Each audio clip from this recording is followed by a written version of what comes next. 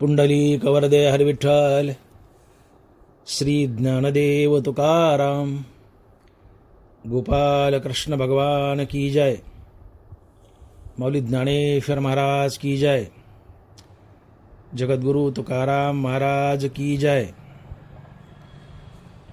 प्रेम तेथे वास करी, मुखी उच्चारिता हरी. प्रेमे यावे तया गावा, चोजवीत या वैष्णवा. प्रेम पाठी लागे बळे, भक्त देखून या भोळे.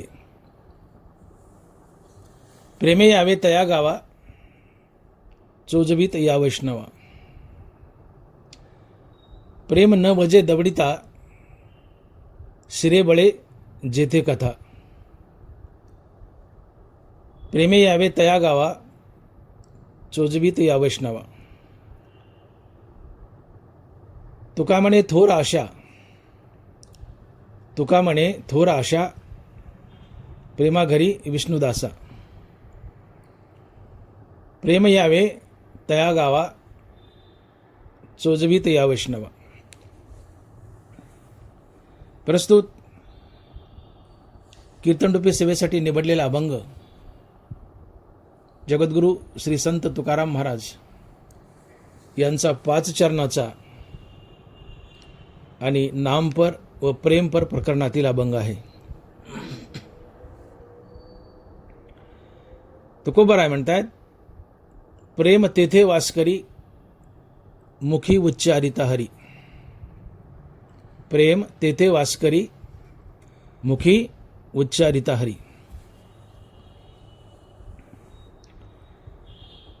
तुकोबाराय या अभंगातून प्रेम कुठं वास करतं याची जागा दाखवतात.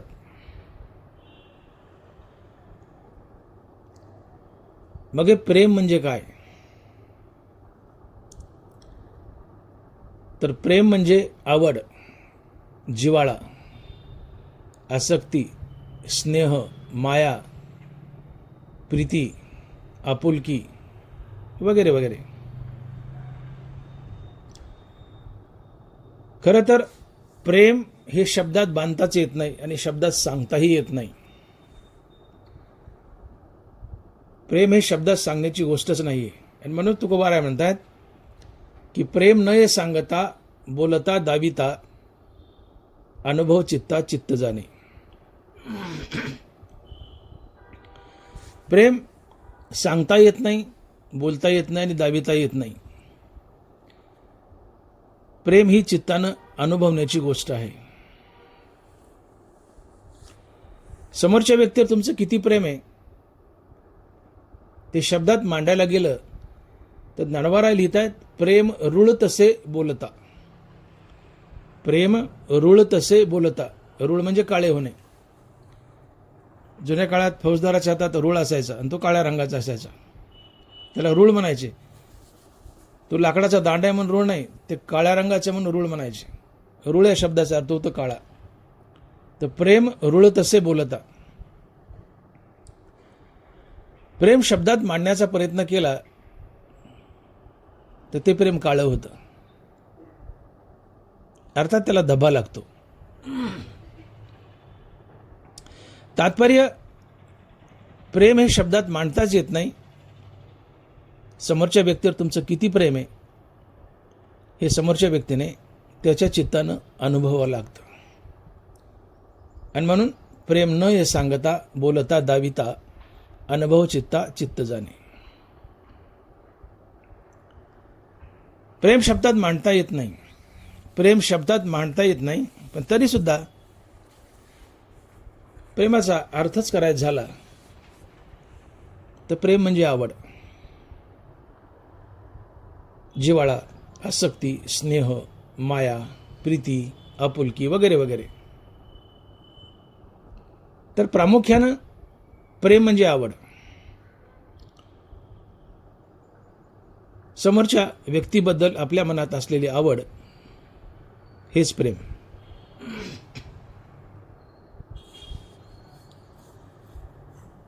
प्रेम हे 2 प्रकारचं असतं. एक सिद्ध प्रेम आणि एक साध्य प्रेम. सिद्धप्रेम हे माणसाला जन्मताच प्राप्त असतं आणि साध्यप्रेम आपल्या जन्मानंतर ते मिळवावं लागतं आणि ते कशानं तरी मिळवावं लागतं. सिद्धप्रेम हे फक्त आणि फक्त आईवडिलांच्या ठिकाणी असतं, इतर कोणाच्याही नाही. सिद्धप्रेम हे प्रामुख्यानं आई आणि नंबर 2ला वडील या 2 व्यक्तींच्या ठिकाणीच सिद्धप्रेम वास करतं, की जे बाळाच्या जन्मासोबतच त्या आईवडिलांना जोडून येतं.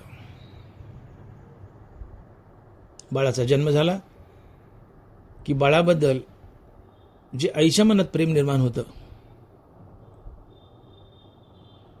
ते उपजत असते, सिद्ध असतं, बाळाच्या जन्माबरोबरच आलेलं असते. आणि म्हणून आई बाळावर नितांत प्रेम करते.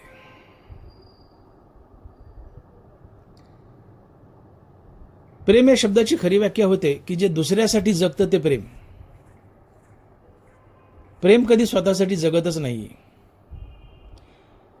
प्रेम सदैव दुसऱ्यासाठी जगतं. तुमचं ज्याच्यावर प्रेम आहे तुम्ही त्याच्यासाठी जगता. तुमचं ज्याच्यावर प्रेम आहे त्याला काटा टोचला तर तुमच्या डोळ्यात पाणी येतं. काटा टोचतो त्याला पण पाणी डोळ्यात येतं तुमच्या, का तर तुमचं त्याच्यावर प्रेम आहे. तुमचं ज्याच्यावर प्रेम आहे त्याच्यासाठी तुम्ही जीव द्यायला तयार असता, किंबहुना देताही. ते प्रेम असते.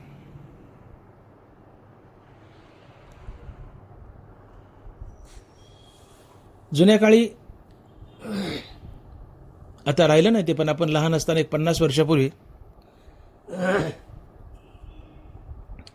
बायका लहान बाळाला टोपल्यात घालून डोक्यावर घेऊन शेतात जायची आणि ती शिंदळाची पाटी असायची, ती बाई पाटी एका लिंबाच्या झाडाखाली ठेवून सावलीत ठेवून त्या बाळाला आई खुरपायला जायची बायकासोबत.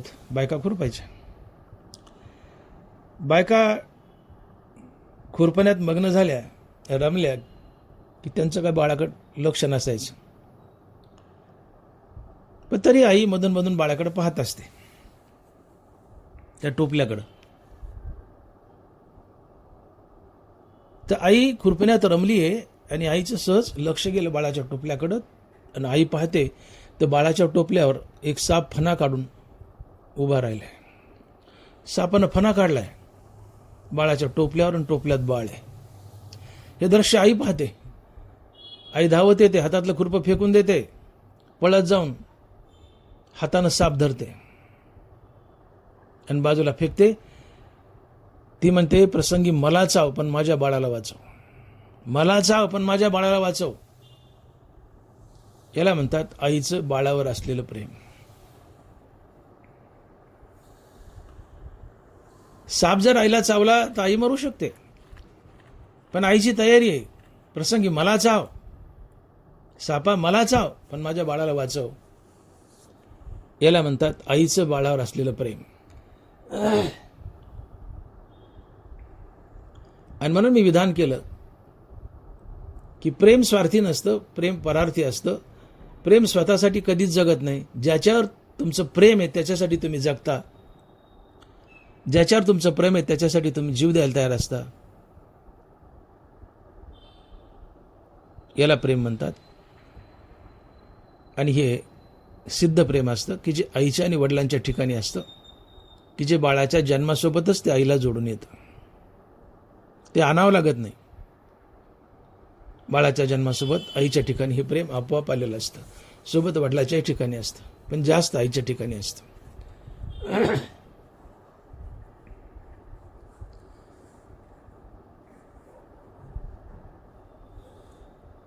पहिलवान आहे मुलगा, 25 वर्षाचा तरणा बांड पोरगा आहे. आई म्हातारी आहे आणि मायलेकर रस्त्याने चाललेत. वाटेनं जाताना या मायलेकराला एक वाघ आडवा आला आणि वाघ या मायलेकराच्या दिशेने येऊ लागला. डरकाळ्या फोडत धावत येऊ लागला या मायलेकराकडे.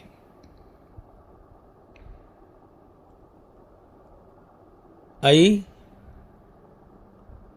तिचं लेकरू, तो मुलगा पैलवान आहे, 25 वर्षात तांडा बांड पैलवान आहे, पण त्या पोराला पाठीशी घालते म्हणजे सराग माग आणि पळून जा.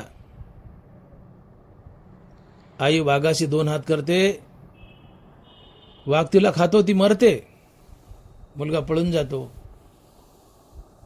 आई म्हणते वाघाला, मला खा पण माझ्या बाळाला वाचव, मला खा पण माझ्या बाळाला वाचव. हे आईचं आपल्या बाळाप्रती असलेलं प्रेम आहे. प्रेम सदैव निस्वार्थ असतं, ते कधी स्वार्थी नसतंच. स्वार्थी असतं ते प्रेमच नसतं. असं निस्वार्थ प्रेम फक्त आईच करू शकते आपल्या बाळावर, बापच करू शकतो आपल्या बाळावर. आणि म्हणून आईची व्याख्या करताना ज्ञानोबा लिहित आहेत, आणि अंगामनाची संपत्ती वेचोनिया करी बाळाची पाळती, परी जीवे उबगणे हे स्थिती न पाहे माय. आणि अंगामनाची संपत्ती वेचोनी करी बाळाची पाळती, परी जीवे उबगणे हे स्थिती न पाहे माय. आई आपल्या अंगाची, मनाची सगळी संपत्ती, तात्पर्य आई आपलं शरीर बाळासाठी अहोरात्र झिजवते. आपलं शरीर झिजवून बाळाला पाळते, लहानाचं मोठं करते.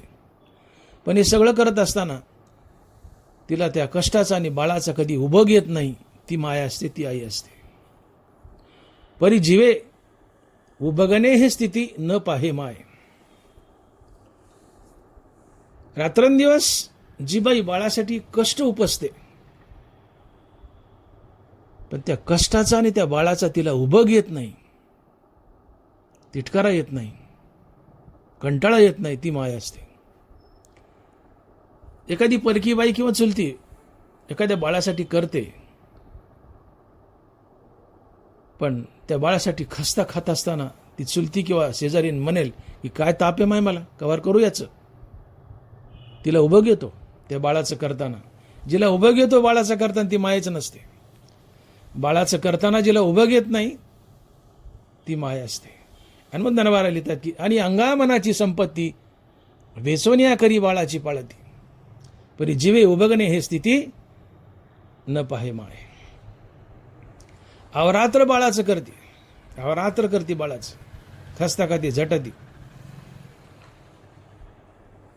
पण या खस्तांचा, या कष्टाचा आईला कंटाळा येत नाही. तिला आई म्हणतात. जी बाळासाठी मारायला तयार असते तिला आई म्हणतात. आणि जगात आपलं जर कोण असेल तर ती फक्त आई असते. आणि म्हणून एका कवीनं असं म्हटलं की, स्वामी तिन्ही जगाचा, आई विना भिकारी. तुमच्यासाठी या जगात मरणारं जर कोण असेल तर ती फक्त आईच आहे. आणि नंबर 2ला वडील, माता आणि पिता. पिता उशीर आहे का, तो पितो म्हणून पिता म्हणतो उशीर आहे, पण पहिली माता आहे. आणि मग सगळे तुमच्याकडं, पण आई नसेल तर तुम्ही भिकारी आहेत. कारण तुमच्यासाठी मरणारं कुणच आई सोडली तर. मरणाचा प्रसंग आहे, तुमच्यावर मरणाचा प्रसंग आलाय, आई तुम्हाला मागे घालते, ती स्वतःचा जीव देते आणि तुम्हाला वाचवते. मी बोललो 2 हात वाघाशी करते, 2 हात सापाशी करते. सापाला म्हणते मला चाव, वाघाला म्हणते मला खा पण माझ्या बाळाला वाचव. ती आई असते. जी बाळासाठी जीव देते ती आई असते.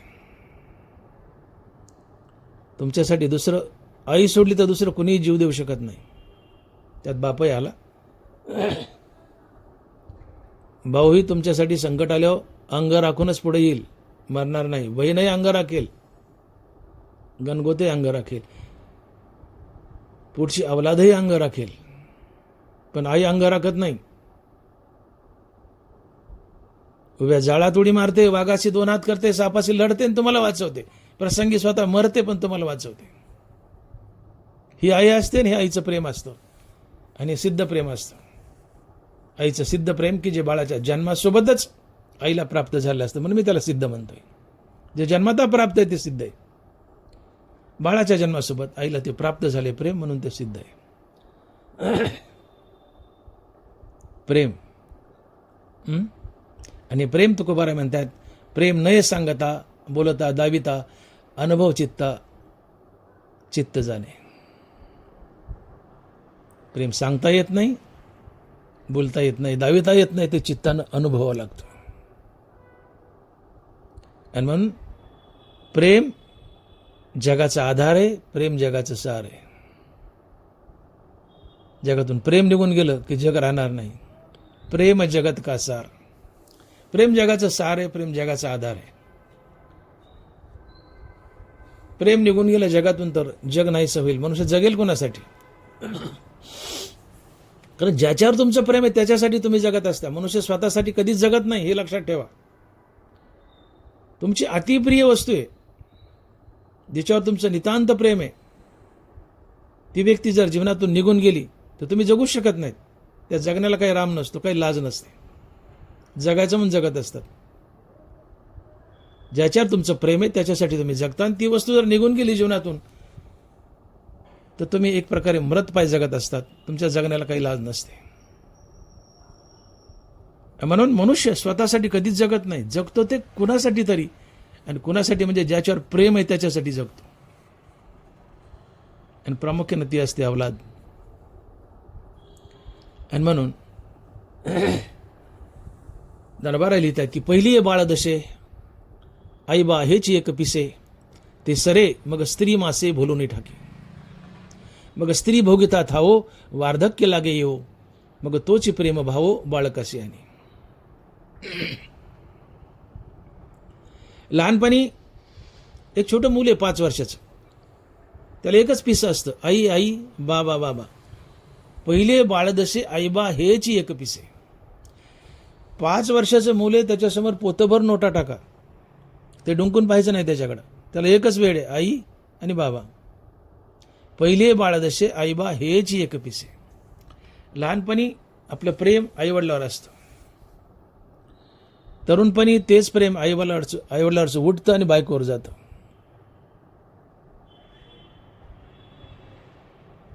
आणि म्हातारपणी बायकोवरचं उठतं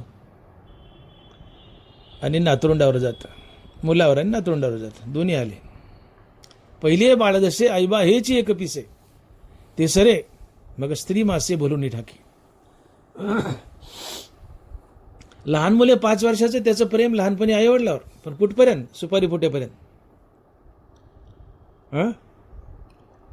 त्याला हळद लागली की आईवडिलावरचं प्रेम उठतं, ते बायकोवर जातं.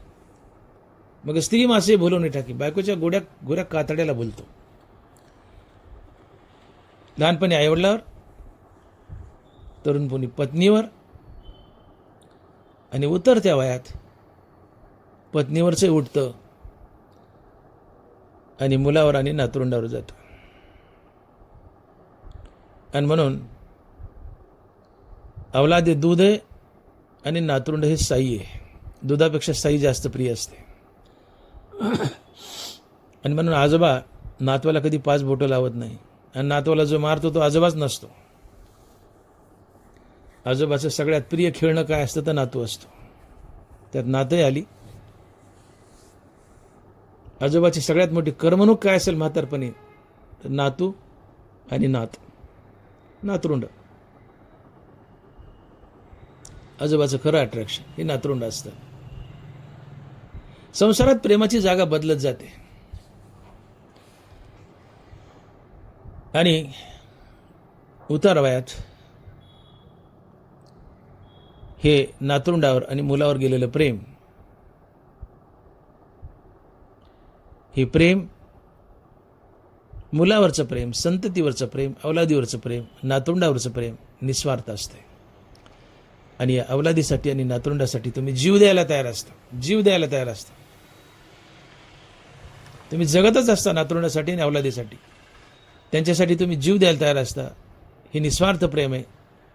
आणि याला प्रेम म्हणतात की ज्याच्यावर तुमचं प्रेम आहे त्याच्यासाठी प्रसंगी तुम्ही जीव द्यायला तयार असता. ते प्रेम असतं.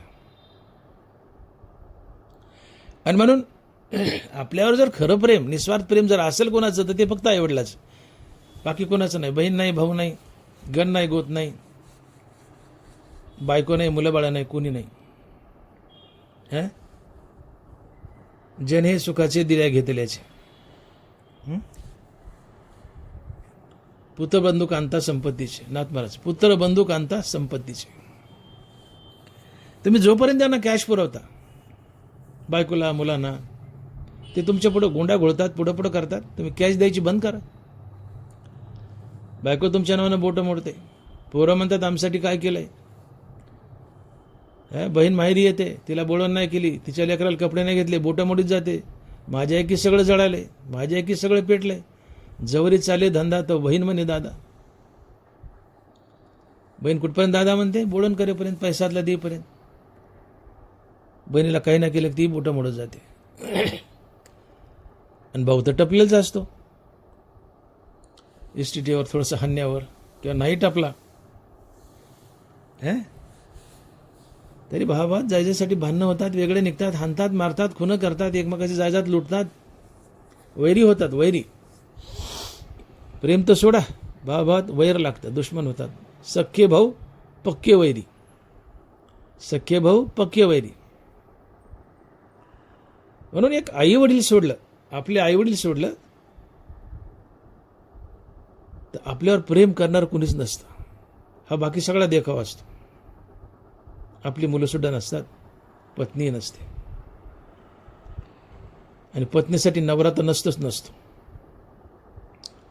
घडून पण दुर्दैवाने एखाद्याची बायको जर मरण पावली, तर महिना झाला, पहिली बायको मिली, महिना झाला की हळूच विषय काढतो.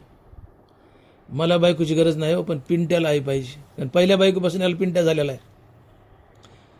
तो पिंट्या चांगला राहतो, खातो पितो, पण हा आणतो, सोंग करतो, पिंट्याला आई पाहिजे. मला बायकोची गरज नाही हो, पण पिंट्याला आई पाहिजे. अरे भाडे, तुलाच पाहिजे म्हण ना, तुलाच बायको पाहिजे म्हण ना, पिंट्यावर का ढकलतो. बायकोचा 10वा 13वा 14वा झाला की दुसऱ्या बायकोची तयारीला लागतो. आणि म्हणून नवरा हा उशाचा साप असतो असं म्हणतात. बायको तर थोडी बरी असते, नवरा मेला तर आयुष्यभर रंडक पण घालवते, त्याच्या दुःखात जगते. पण नवरे, बायको मेली की महिन्याच्या 6 महिन्याच्या दुसऱ्या लग्नाच्या तयारीला लागतात. इथं कुणी कोणाचं नाही. पण आपल्यावर नितांत प्रेम करणारा जर कोण असेल, निस्वार्थ प्रेम करणारा कोण असेल, आपल्यासाठी मरायला तयार कोण असेल, तर ती फक्त आई आहे. नंबर 2ला बाप आहे. आणि म्हणून मी विधान केलं की प्रेम हे 2 प्रकारचं, एक सिद्ध आणि एक साध्य. सिद्ध प्रेम हे आईवडिलांच्या ठिकाणी असतं, फक्त आईवडिलांच्या ठिकाणी, की जे बाळाच्या जन्माच्या वेळेसच आईला लाभलेलं असतं. आणि ही आई आणि बाप बाळावर निस्वार्थ प्रेम करतात, कुठली आशा न ठेवता. बाळ, मुलगा कसा आहे बागू, हानो मारो, पिढा देव, काही करो, किती त्रास देव, मुलगा आईला बाबा बाबांना आर्यारेच करते आणि मागे फिरते, जगतच असते मुलासाठी, त्याच्या खस्ता काढते. त्याच्या खस्ता काढताना तिला उभं घेत नाही, जिला मुलाच्या खस्ताचा उभं घेत नाही ती आई असते. आणि म्हणून आपल्या बाळाच्या जन्मासोबत आईच्या ठिकाणी जे निर्माण झालेलं प्रेम आहे, बाळ जन्माला आलं की बाळाबद्दल आईच्या ठिकाणी निर्माण झालेलं प्रेम हे उपजत प्रेम आहे, म्हणून त्याला मी सिद्ध प्रेम म्हटलंय. हा एक प्रेमाचा प्रकार आहे की जे निस्वार्थ प्रेम असतं, फक्त आईवडिलाच्या ठिकाणी असतं. हे प्रेम फक्त बाळासाठीच जगतं, बाळासाठी जीव देण्याची आईची तयारी असते, असं हे सिद्ध प्रेम आहे. आणि दुसरं प्रेम आहे ते साध्य प्रेम आहे. साध्य या शब्दाचा अर्थ होतो की आपल्या जीवनात आपण जे मिळवतो, जे आपल्याला जन्मताच मिळाले ते सिद्ध, आणि जन्मानंतर जे मिळवायचे ते साध्य. तर बाईला मुलगा झाला तर बाळाच्या जन्मासोबतच आईला प्रेम मिळाले ते सिद्ध प्रेम. पण तिच्या जीवनात किंवा आपल्या जीवनात आपण दैनंदिन जीवनात आपल्या जीवनात प्रेम असतं, पण ते मिळवतो, कशाने तरी मिळवतो आणि कशाने तरी मिळवावं लागतं, ते साध्य प्रेम असते. आणि म्हणून साध्य प्रेमाची व्याख्या करताना मी असं म्हणेल की साध्य प्रेम म्हणजे जे प्रेम जीवनात कशाने तरी उत्पन्न करावं लागतं,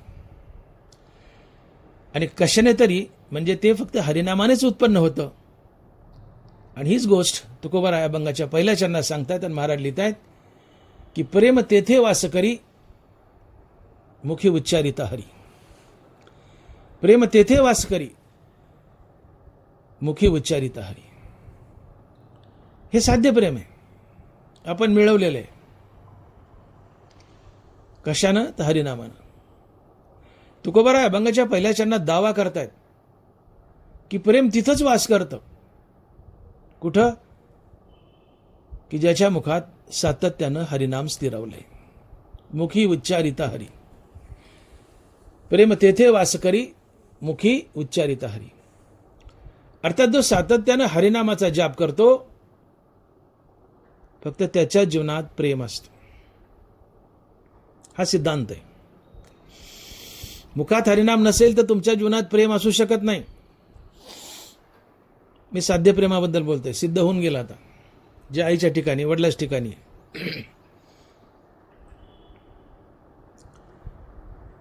दया आणि प्रेम या दोन वस्तू अशा आहेत की त्यांना स्वतंत्र जन्म नाही. दया आणि प्रेम ह्या कुणाच्या तरी आश्रयाने जगत असतात, आणि तो आश्रय आहे हरिनामाचा. दया आणि प्रेम हे हरिनामाच्या आश्रयाने जगत असतात. याची साक्ष नाथ महाराज देत आहेत, ज्ञानोबाराय देत आहेत, तुकोबाराय देत आहेत. नाथ महाराज लिहित आहेत, दयेसी स्वतंत्र जन्म नाही. नीट ऐका, दयेसी स्वतंत्र जन्म नाही, जे तो उपजे तो साधू पाही. नाथ महाराज म्हणतात दयेला स्वतंत्र जन्मच नाहीये. ज्याच्या जीवनात दया उपजली तो साधूच असतो, तो साधू असतो. भगवंतही बोलतात ज्ञानेश्वरीत, तो पुरुष वीर राया मूर्तिमंत जान दया, उदय जताची तया मी ऋणिया लाभे. तो पुरुष वीर राया मूर्तिमंत जान दया, उदय जताची तया मी ऋणिया लाभे. कृष्ण बोलतायत, ज्ञानोबाराय लिहित आहेत की ज्याच्या अंतकरणात दया उत्पन्न झाली, तात्काळ मी त्या मनुष्याचा ऋणी होतो. आणि हीच दया त्या माणसाने समाजात दाखवली तर ऋणीच काय, मी त्या माणसाचा चाकरही होतो. आणि म्हणून दया हिला स्वतंत्र जन्म नाहीये. ती कुणाच्या तरी आश्रयाने जगते, आणि तो आश्रय हरिनाम. अर्थात दया ही हरिनामाच्या पोटी जन्म घेते. दयेसी स्वतंत्र जन्म नाही, जे तो उपजे तो साधू पाही. साधू नामधारक असतो. साधूच्या मुखात, संतांच्या मुखात सातत्यानं हरिनाम आहे, आणि मग साधूच्या जीवनात दया आहे. तात्पर्य, दया ही हरिनामाच्या पोटी जन्म घेते. दया ही हरिनामाच्या पोटी जन्म घेते. तसंच प्रेमही हरिनामाच्या पोटी जन्म घेतं. तुकोबाराय लिहित आहेत, प्रेम तेथे वास करी, मुखी उच्चारिता हरी. प्रेम तेथे वास करी, मुखी उच्चारिता हरी. दया हरिनामाच्या पोटी जन्म घेते, प्रेमही हरिनामाच्या पोटी जन्म घेतं. याची साक्ष ज्ञानोबाराय देत आहेत. माऊली लिहित आहेत, दया तेत धर्मो, धर्मो तेत सुखागमो, सुखी पुरुषोत्तम असे जैसा. दया तेत धर्म. ज्ञानोबाराय म्हणतात की जिथे दया आहे तिथं धर्म आहे. आणि म्हणून असं म्हटलंय की दया धर्म का मूल है. धर्म हा दयेच्या पोटी जन्म घेतो, आणि दया हरिनामाच्या पोटी जन्म घेते. दया ही हरिनामाच्या पोटी जन्म घेते. तुकोबाराय साक्ष देत आहेत, भक्तीचे ते वर्म जयाचे हाती, तया घरी शांती क्षमा दया. भक्तीचे ते वर्म जयाचे हाती, तया घरी शांती क्षमा दया. ज्याच्या मुखात भगवंताचं नाम, त्याच्या जीवनात शांती, क्षमा आणि दया. आता जिथं हरिनाम तिथं दया, आणि दया तेथे धर्म हा सिद्धांत आहे. हरिनाम तेथे दया, दया तेथे धर्म हा सिद्धांत आहे. हरिनामाच्या पोटी दया आणि दयेच्या पोटी धर्म, पर्यायाने हरिनामाच्याच पोटी धर्म. हनुमंत ज्ञानोबा लिहितात की सकळ धर्माचे कारण नामस्मरण हरिकीर्तन. सकळ धर्माचे कारण नामस्मरण हरिकीर्तन.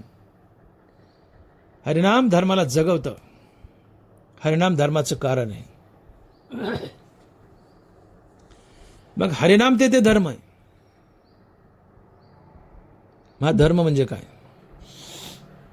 धर्म म्हटलं की आमच्या डोळ्यापुढे 4 जाती येतात: हिंदू, मुस्लिम, शीख, ईसाई. या जाती जमाती म्हणजे धर्म नव्हे. मग धर्म म्हणजे काय? तर धर्माची ज्ञानोबा ज्ञानेश्वरीच्या 3ऱ्या अध्यायात अतिशय उत्तम व्याख्या करतात. माऊली लिहितात, एत वडील जे जे करीती तया नाम धर्म ठेविती आणि तेच एर अनुष्ठिती सामान्य सकळ. एत वडील जे जे करीती. समाजातील वडील मनुष्य जसा जसा वागतो त्याच्या वागण्याला, चालण्याला, बोलण्याला धर्म म्हणावं. मग वडील जसा वागतो त्याच्या वागण्याला धर्म म्हणावं, तर वडील कुणाला म्हणावं? ज्ञानोबाच उत्तर देतात, श्रुती स्मृतीचे अर्थ आपणच होऊन मूर्त, अनुष्ठाने जगा देत वडील जे जे.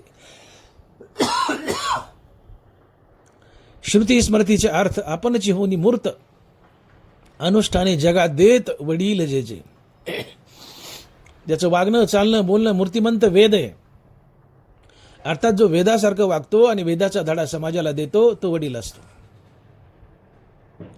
वडील जसा वागतो तो धर्म. तर वडील कुणाला म्हणावं? तर जो वेदासारखं वागतो आणि वेदाचा धडा समाजाला देतो तो वडील. मग वेदासारखं वागतो आणि वेदाचा धडा समाजाला देतो तो संत असतो. जयाचे 28 शब्द सुखे म्हणो इति वेद, तरी ते सदैव सच्चिदानंद कान व्हावे. संत जर झोपेत चावळला तर त्याचं झोपेत चावळणं सुद्धा वेद ठरतो. मग जागृतीत बोलला तर वेद ठरेलच, त्यात काय न भले. म्हणून वडील म्हणजे संत. मग याचा अर्थ संत जसा जसा वागेल त्या संताच्या वागण्याला, चालण्याला, बोलण्याला धर्म म्हणावं. मग पुढे असा प्रश्न उभा राहतो की संत कसा वागतो? ज्ञानोबा लिहित आहेत, जया भक्तीची येतुली प्राप्ती, जे कैवल्या ते परोते सरमनती, जयाचे लीले माझी नीती जी आली दिसे. जयाचे बोलू धर्मुजिये, दिठी महासिद्धी ते विये, स्वर्ग सुखादिये खेळू जयाचा. जयाचे बोलू धर्मुजिये. संताचं वागणं सांगतात ज्ञानोबा, जयाचे बोलू धर्मुजिये. संताच्या तोंडातून निघालेला प्रत्येक शब्द हा धर्म असतो. जयाचे बोलू धर्मुजिये. संत बोलेल तोच धर्म. संताच्या तोंडातून निघालेला प्रत्येक शब्द हा धर्म असतो. संत जसा वागेल तोच धर्म. जया भक्तीची येतुली प्राप्ती, जे कैवल्या ते परोते सरमनती, जयाचे लीले माझी नीती जी आली दिसे. संतांचं वागणं म्हणजे मूर्तिमंत रीती, नीती, माणुसकी, इमानदारी, सत्य, अहिंसा, प्रेम, जिव्हाळा, परोपकार, सहानुभूती, सदाचार, हे सगळे सद्गुण म्हणजे संतांचं वागणं. आणि या सद्गुणाच्या समुदायाला धर्म म्हणतात. तुकोबार आहे तर सत्याला धर्म म्हणतात. महाराज लिहितायत, सत्य तोच धर्म, असत्य ते कर्म. तुकोबार आहे सत्याला धर्म म्हणतायत. आणि म्हणून भगवंतानं 18व्या अध्यायात धर्माची सुंदर व्याख्या सांगितली. ज्ञानोबा लिहित आहेत, म्हणून ऐके नरपा, पार्थ झालाशे कृष्ण कृपा, जयापाशी साक्षेपा रीती आहे. अर्जुनावर भगवंताची कृपा झाली का? तर अर्जुन रीतीने वागत होता आणि रीतीने वागून धर्माची स्थापना करत होता. अर्जुन रीतीने वागत होता म्हणून भगवान कृष्णाची अर्जुनावर कृपा झाली. अर्थात माणसाने माणसासोबत रीतीने वागणं हाच धर्म आहे. म्हणून व्यवहारात आपण म्हणतो आज रीतीने वाग, अर्जा रीतीने वाग, अर्जा रीतीने वाग. अर्थात माणसाने माणसासोबत रीतीने वागणे हाच धर्म आहे. म्हणून रीती म्हणजे धर्म, नीती म्हणजे धर्म, माणुसकी म्हणजे धर्म, इमानदारी म्हणजे धर्म, सत्य म्हणजे धर्म, अहिंसा म्हणजे धर्म, प्रेम म्हणजे धर्म, जिव्हाळा म्हणजे धर्म, परोपकार म्हणजे धर्म, सहानुभूती म्हणजे धर्म, सदाचार म्हणजे धर्म. तर आपला आजचा संबंध आहे प्रेम या शब्दाशी. रीती नीती, माणुसकी, इमानदारी, सत्य, अहिंसा, प्रेम. बघा, प्रेम, जिव्हाळा, परोपकार, सहानुभूती, सदाचार या सद्गुणाचा समुदाय म्हणजे धर्म. आज यातून आपल्याला फक्त प्रेम उचलायचे. प्रेम हा धर्म आहे. दरबारा म्हणतात की ज्याच्या मुखात हरिनाम त्याच्या जीवनात दया, ज्याच्या जीवनात दया त्याच्या जीवनात धर्म अर्थात प्रेम. प्रेम हा धर्म आहे. धर्मात अनेक गोष्टी पाहिल्या आपण. नीतिरीती, माणुसकी, इमानदारी, सत्य, अहिंसा, प्रेम, जिव्हाळा, परोपकार, सहानुभूती, सदाचार हे सगळे सद्गुण म्हणजे धर्म. पण यातलं आज फक्त प्रेम उचलायचं. प्रेम हा धर्म आहे. म्हणून ज्याच्या मुखात हरिनाम त्याच्या हृदयात दया, ज्याच्या हृदयात दया त्याच्या जीवनात धर्म अर्थात प्रेम. धर्म म्हणजेच प्रेम, प्रेम म्हणजे धर्म. खरा तो एकची धर्म जगाला प्रेम अर्पावे. गांधीजी. धर्म शब्द व्यापक आहे, पण आज धर्म म्हणजे प्रेम हा शब्द घ्यायचा आहे. धर्म म्हणजे प्रेम आणि हा धर्म अर्थात प्रेम दयेपाशी वास करतो. म्हणून हरिनामाजवळ दया आणि दयेजवळ धर्म अर्थात प्रेम. हरिनामाजवळ दया आणि दयेजवळ प्रेम. पर्यायाने हरिनामाजवळच प्रेम, हरिनामाजवळच प्रेम. आणि म्हणून तुकोबा लिहितात की प्रेम तेथ वास करी मुखी उच्चारित हरी. प्रेम तेथ वास करी मुखी उच्चारित हरी. प्रेम तिथंच वास करतं की जो मुखानं हरिनामाचा उच्चार करतो. अर्थात ज्याच्या मुखात सातत्यानं हरिनाम स्थिरावलंय फक्त त्याच्या जीवनात प्रेम वास करतं, इतर कोणाच्याही नाही. आणि म्हणून दरबारा लिहितात नामाशी विनमुख तो नर पापिया. जो नामाला विनमुख आहे, ज्याने हरिनामाकडे पाठ फिरवली आहे तो पापी असतो. निम्म निंबोळ्या मोडून आला तो कावळ्याशी सुकाळू झाला. त्याचा भक्तिहीन वाढींनला दोषाची लागी. त्याचा भक्तिहीन वाढींनला दोषाची लागी. जो भक्तिहीन आहे, ज्याच्या मुखात देवाचं नाव नाहीये, त्याचं जगणं फक्त दोष आणि पाप करण्यासाठीच असते. मुखात हरिनाम तर हृदयात दया, हृदयात दया तर जीवनात प्रेम आणि चांगलं वागेल. मुखात हरिनाम नाही, निर्दयी आहे, जीवनात प्रेम नाहीये, वाईट वागेल, ते कडू असतं, समाजाला त्रास देतं. आणि मग ज्याच्या मुखात हरिनाम नाहीये ते निर्दय असतं, कडू असतं, प्रेमहीन असतं आणि ते समाजाला त्रासच देतं. आणि मग दनबारा लिहितात की हिवराची दाट सावली सज्जने जशी वाढिली तशी पुण्य डावलोनी गेली या भक्ता ते. हिवर हा शापित वृक्ष आहे. हिवराची सावली खूप दाट असते, पण हिवराच्या सावलीखाली कोणी बसत नाही. हिवराला कट मारून माणूस बाजून निघून जातो, तसं पुण्यही अभक्त माणसाला कट मारून बाजून निघून जातं. अभक्त माणसाच्या जीवनात पुण्यकर्म येत नाही, आलं तर पापच येतं. अभक्त मनुष्य कुणावर प्रेम करत नाही, दिला तर त्रासच देतो. का? अभक्त ज्याच्या मुखात नाम नाही असं निर्दय असतो, निर्दयी कडू असतो, कपटी असतो, समाजाला त्रास देतो, हाणतो, मारतो, लुटतो, भ्रष्टाचार करतो, करप्शन करतो, समाजाला दुखवतो. आणि मग भक्तिहीन वाढीनला दोषाची लागे. नामाशी विनमुख तो नर पापी. ज्याच्या मुखात हरिनाम नाहीये, ज्याच्या मुखात हरिनाम नाहीये, ज्यांनी नामाकडे पाठ फिरवलीये तो पापी असतो, निर्दय असतो, समाजाला त्रास देतो, पीडा देतो. या उलट ज्याच्या मुखात हरिनाम आहे त्याच्या जीवनात दया आणि त्याच्या जीवनात प्रेम असतं. आणि असा मनुष्य समाजाच्या हिताच्या गोष्टी करतो, कळकळीच्या गोष्टी करतो. म्हणून आज समाजाची जी विचित्र परिस्थिती झाली आहे, प्रत्येक जण एकमेकाला फसवतोय, लांडीलाबडी करतोय, बॉम्बस्फोट होत आहेत, अतिरेकी येत आहेत. समाजामध्ये एक विध्वंसक परिस्थिती निर्माण झाली. माणसात कामचुकारपणा वाढलाय, माणसं भ्रष्टाचार करतायत, टोकाचा एकमेकाला फसवतायत, लुटतायत. असं का होतंय? असं अधर्म समाजात का बोकळलाय? त्याचं एकमात्र उत्तर आहे माणसाच्या मुखात असलेला हरिनामाचा अभाव, माणसाच्या जीवनात असलेला प्रेमाचा अभाव, माणसाच्या जीवनात असलेला दयेचा अभाव. कारण मुखात हरिनाम नाही तर हृदयात दया नाहीये, हृदयात दया नाही तर जीवनात प्रेम नाहीये. मग असा मनुष्य निर्दयी आहे, प्रेमहीन आहे. मग असा निर्दयी, प्रेमहीन, कडू, कपटी असतो, भ्रष्टाचार करतो, लांडीलावाडी करतो, समोरच्याला हाणतो, मारतो, फसवतो, समाजाला त्रास देतो, पीडा देतो. आणि समाजाच्या मुखात हरिनाम देणं अतिशय आवश्यक आहे. तुकोबारांनी स्पष्ट सांगितलंय की मी अवतार घेऊन आलोय, आम्ही वैकुंठवासी आलोय याच कारणाशी. मी आलोय पृथ्वीवर का आलोय? तर माझ्या येण्याचं एकच कारण, हेची आम्हा करणे काम, बीज वाढवावे नाम. हेची चकार लावलाय, हे तुकोबाराय बोलतात, हेची आम्हा करणे काम, बीज वाढवावे नाम. तुकोबाराय बोलतात, माझ्या अवतार कार्यात मला जी कार्य करायची, वाढाव्या सुख, भक्तिभाव वगैरे वगैरे जी काय कार्य करायची, तर यातलं प्रमुख कार्य जे आहे ते आहे हरिनामाचा प्रसार. का? हरिनाम बीज आहे. हे जे आम्हा करणे काम, बीज वाढवावे नाम. हरिनाम बीज आहे. ज्वारीचं बीज लावलं त्याला ज्वारीचं ताट येतं, पुन्हा कणीस येतं, ज्वारीचा दाना लागतो. तसं हरिनाम हे बीज आहे. हरिनाम रूपी बीज लावलं तर त्यापासून धर्माचा वृक्ष तयार होतो, आणि या धर्माच्या वृक्षाला नीती, माणुसकी, इमानदारीची फळं लागतात, प्रेमाची फळं लागतात. आणि जिथं प्रेम नांदतं, नीती, माणुसकी, इमानदारी नांदते, तो समाज सुखी होतो.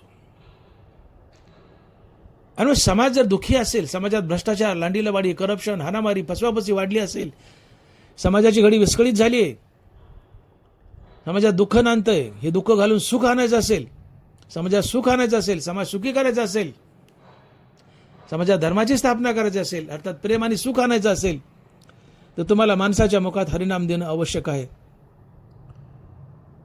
कारण सुख, प्रेम, दया ह्या गोष्टी फक्त आणि फक्त हरिनामाजवळच नांदतात, इतरत्र कुठंच नाही, कुठंच नाही. कारण ज्याच्या मुखात हरिनाम, फक्त त्याच्याच हृदयात दया. ज्याच्या मुखात हरिनाम, फक्त त्याच्याच हृदयात प्रेम. जिथं हरिनाम तिथं सुख. आणि म्हणून समाज सुखी करायचा आहे तर कशाने होईल? समाजात नीतिमूल्य नांदल्यानं, समाजात प्रेम आल्यानं. माणसाने एकमेकावर प्रेम करावं, माणसं आपाप समोरसोबत चांगले वागतील. पण माणसं प्रेम कधी करतील एकमेकावर? जर त्यांच्या हृदयात दयाभाव असेल तर. आणि दयाभाव कधी येईल? मुखात हरिनाम असेल तर. कारण दया आणि प्रेम फक्त हरिनामाच्याच पोटी जन्म घेतात. तुकोबाराय बोलतायत, प्रेम तेथे वास करी, मुखी उच्चारिता हरी. प्रेम तेथे वास करी, मुखी उच्चारिता हरी. दया आणि प्रेम फक्त नामधारकाच्या जीवनात वास करतात, इतरत्र नाही. ज्याच्या तोंडात देवाचं नाव, ज्याच्या मुखात रामनाम, फक्त त्याच्या जीवनात दया आणि प्रेम. मग आज समाज जर सुखी करायचा आहे तर समाजातील जास्तीत जास्त लोक तुम्हाला नामधारक बनावे लागतील. ज्यावेळेस बहुसंख्येने समाज नामधारक बनेल तेव्हा सर्वाच्या हृदयात दया आणि प्रेम वास करेल. आणि जिथं दया आणि प्रेम वास करतं तिथून फसवाफसवी, लांडीलाबाडी निघून जाते. तिथं नीतिमूल्य नांदतात. प्रेमामुळे, दयेमुळे तिथं नीतिमूल्य नांदतात. लबाडी पळून जाते. जिथं नीतिमूल्य नांदतात, प्रेम नांदतं, तो समाज एकत्रित येतो आणि सुखी होतो. आणि सुखाच्या रूपाने तिथं पुरुषोत्तम कृष्ण परमात्मा नांदतो. आणि म्हणून ज्ञानोबाला लिहितात, दया तेथ धर्मो, धर्मो तेथ सुखागमो, सुखी पुरुषोत्तम असे जैसा. माणसाच्या मुखात हरिनाम आहे. बहुसंख्येने समाज नामधारक झालाय. सगळ्याच्या हृदयात दया आणि प्रेम. जिथं दया आणि प्रेम तिथं नीतिमूल्य. जिथं प्रेम, नीतिमूल्य, तिथून लांडीलाबाडी निघून जाते. तिथं इमानदारी येते. आणि जिथं इमानदारी आहे तिथं समाज एकत्रित धरून ठेवला जातो. आणि तिथं सुख नांदतं. सुखाच्या रूपानं पुरुषोत्तम कृष्ण परमात्मा नांदतो.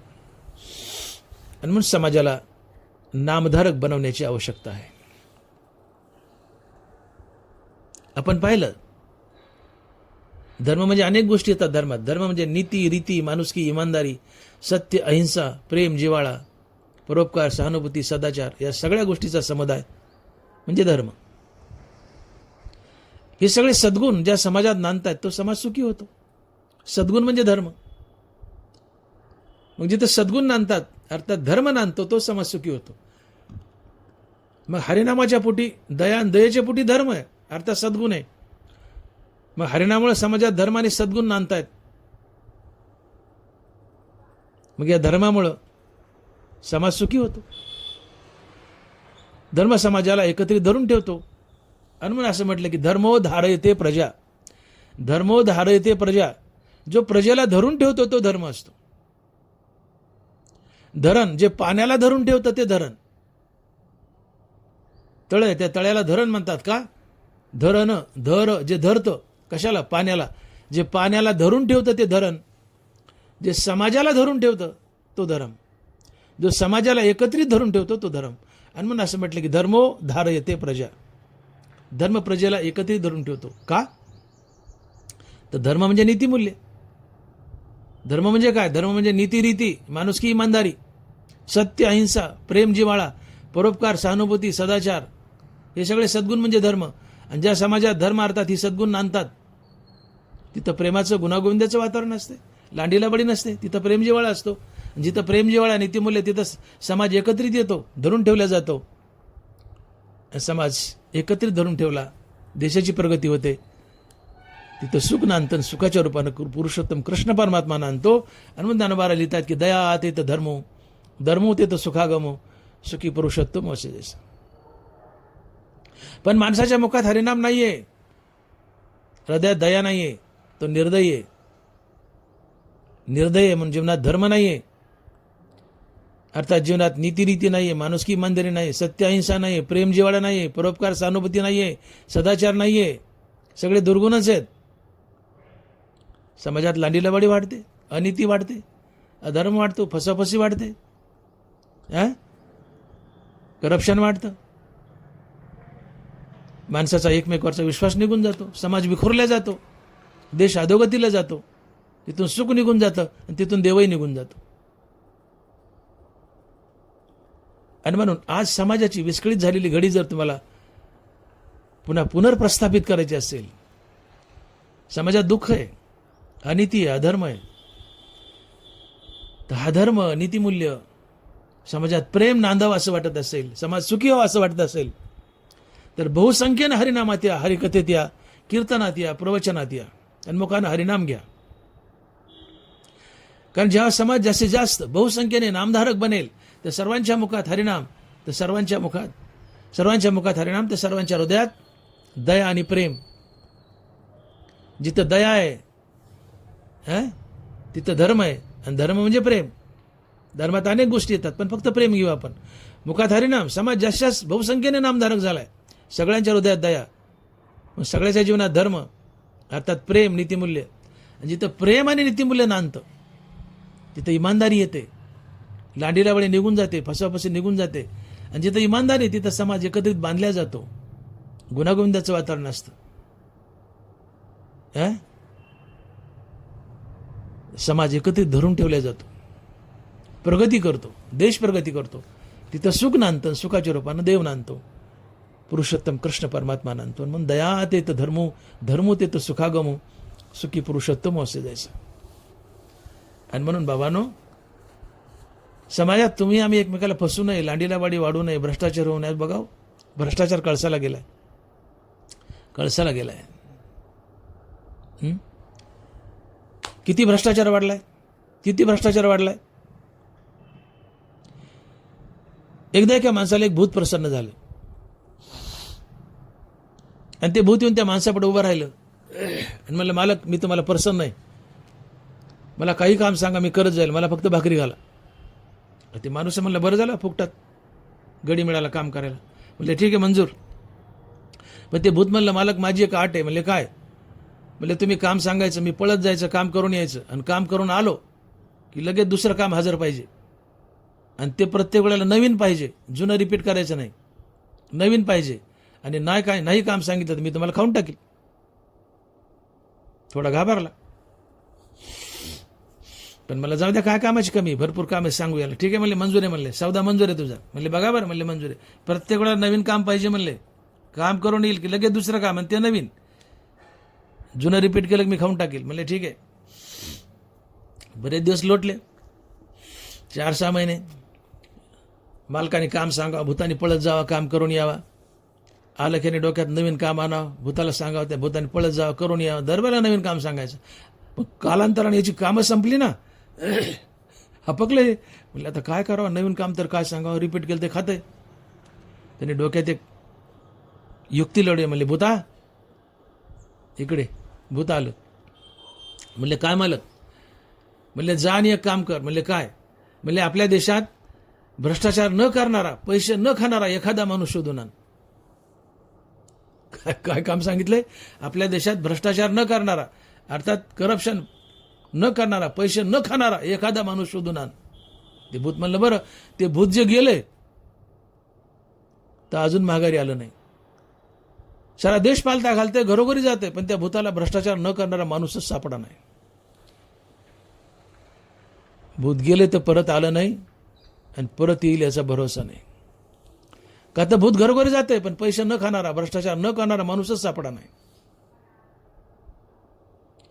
भ्रष्टाचार शिष्टाचार बनलाय. लाच देणं अलिखित नियम बनलाय. भ्रष्टाचार कळसाला गेलाय. हाहाकार माजलाय देशात. घुस जशी एखाद्या जमिनीला पोखरते, तसं भ्रष्टाचाराने या देशाला पोखरलंय. आणि जो देश भ्रष्टाचारानं पोखरलाय त्याची प्रगती सोडाव झाली तर अधोगतीच होते. आणि म्हणून या देशाची सर्वात मोठी बिमारी जर काय असेल तर कॅन्सर नव्हे, एड्स नव्हे, मग या देशाची सर्वात मोठी बिमारी जर काय असेल तर ती आहे भ्रष्टाचार, करप्शन, लांडीलबाडी. कारण भ्रष्टाचार, लांडीलबाडी, करप्शन देशाला पोखरून खिळखिळा करतो. देश कधीच प्रगती करू शकत नाही, झाली तर अधोगतीच होते. मग आज समाजात लांडीलबाडी, भ्रष्टाचारी, फसवाफसवी, कामचुकारपणा कशामुळं? एकच कारण, माणसाच्या जीवनात प्रेम नाही, माणसाच्या जीवनात दया नाही. प्रेम आणि दया का नाही? तर मुखात हरिनाम नाही. कारण ज्याच्या मुखात हरिनाम त्याच्या हृदयात दया आणि प्रेम. जिथं दया आणि प्रेम तिथं इमानदारी, नीतिमूल्य. जिथं नीतिमूल्य, इमानदारी, तिथं गुणागोविंदाचं वातावरण. माणसं एकत्रित धरल्या जातात, समाज प्रगती करतो, तिथे सुख शांती नांदते. पण मुखात नाम नसेल तर माणसं निर्दयी असतात, प्रेमहीन असतात, कडू असतात, कपटी असतात, अनित्यने वागतात, अधर्माने वागतात, एकमेकाला फसवतात. लांडीलबाडी वाढते, माणसं दुःखी होतात, समाज विखुरला जातो, देशाची अधोगती होते, तिथे दुःख नांदतं. आणि म्हणून तुकोबाराय विधान करतायत की हेची आम्हा करणे काम, बीज वाढवावे नाम. बाबांनो, माझ्या अवतार कार्यातील अनेक काम आहेत. वाढावया सुख, भक्तिभाव, धर्म, कुळाचार, नाम विठोबाचे. ही तर कार्य मला करायची, पण यात प्रमुख कार्य करायचे हरिनामाचा प्रसार. हेची आम्हा करणे काम, बीज वाढवावे नाम. मला हरिनामाचा प्रसार करायचा आहे. का? तर ज्याच्या मुखात हरिनाम, फक्त त्याच्या हृदयात दया आणि प्रेम. ज्याच्या हृदयात दया आणि प्रेम, त्याच्या जीवनात नीतिमूल्य, इमानदारी. जिथं नीतिमूल्य, इमानदारी, तिथं सुखशांती. समाज एकत्रित धरून ठेवला जातो, समाजाने देश प्रगती करतो, तो समाज सुखी असतो आणि सुखाच्या रूपाने तिथं कृष्ण परमात्मा नांदतो. हनुमंत तुकोबराय विधान करतायत की प्रेम तेथ वास करी, मुखी उच्चारित हरी. प्रेम तिथंच वास करतं की ज्याच्या मुखात हरिनाम आहे. आणि मग बहुसंख्येनं हरिनाम घ्या, बहुसंख्येनं हरिनाम घ्या. मला सांगा, तुमची आमची सगळ्याची लग्न झाली आहेत ना? बोला, तुमची आमची लग्न झालीत ना? सगळ्याची झालीत. तुमचं आणि तुमच्या बायकोचं पटतं का? पटतं का नवरा बायकोचं? काय असतं लग्न? लग्न काय असतंय? नरोबरा लग्नाची व्याख्या करतायत. तद्रूप तेसी लग्न लागोनी ठेले अभिन्न, जैसे लोपले अभ्र गगन होनी ठाके.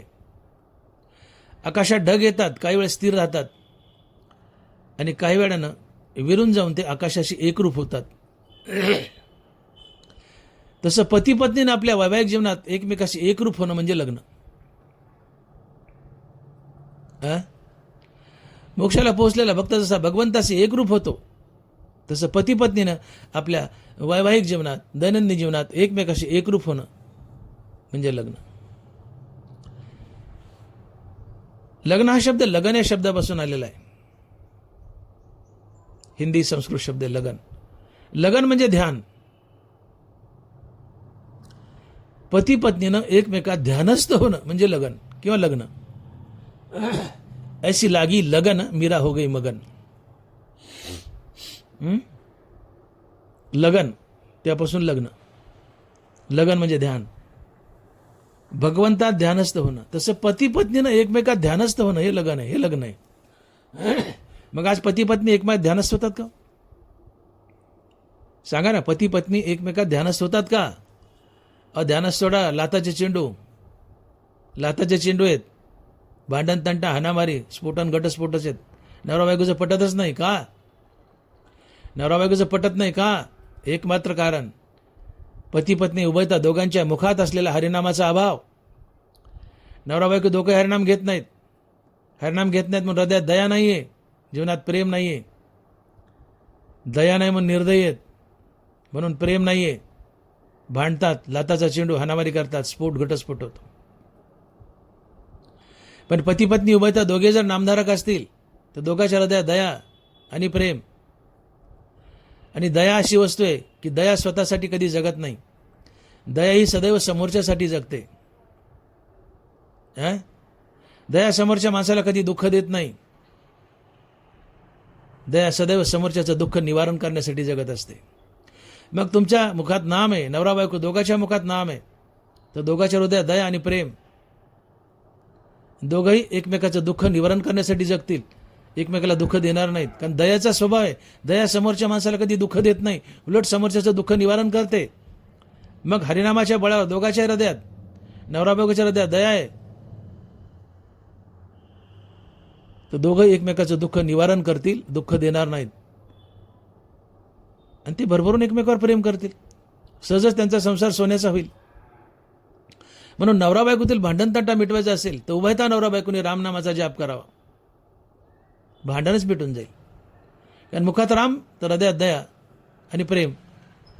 जिथं दया आहे ती दया समोरच्याला कधी दुःख देत नाही, उलट समोरच्याचं दुःख निवारण करते. मग पती पत्नी एकमेकाचं दुःख जर निवारण करू लागले तर भांडण व्हायचा प्रश्नच येतो कुठं? तिथं प्रेम ओसंडून होईल. एकाला काटामुळे तर दुसऱ्या डोळ्यात पाणी येईल. आणि म्हणून मुलगी सासरी गेल्यावर जर सुखी राहावी असं वाटत असेल तर मुलीला गडगंजा हुंडा, ते भांडे टारकालन दिल्याने मुलगी सुखी होत नाही सासरी. मुलगी सुखी व्हावी वाटतं ना सासरी गेल्या. प्रत्येक मायबाला वाटतं का आपली लेक सुखी व्हावी, तिचा संसार सोन्याचा व्हावा, सुखाचा व्हावा. तर मुलगी वाटायला लावताना मायबाप रडतात आणि सांगतात, सासऱ्याच्या इवायच्या गळ्यात पडपडू, हिनीच्या गळ्यात पडपडू, जावायच्या गळ्यात पडपडू, आमच्या लेकीला नीट सांभाळा, लेकीला नीट सांभाळा. काही करू नका, असलं सांगूच नका, गळ्यात पडू नका, सांगूच नका नीट सांभाळा म्हणून.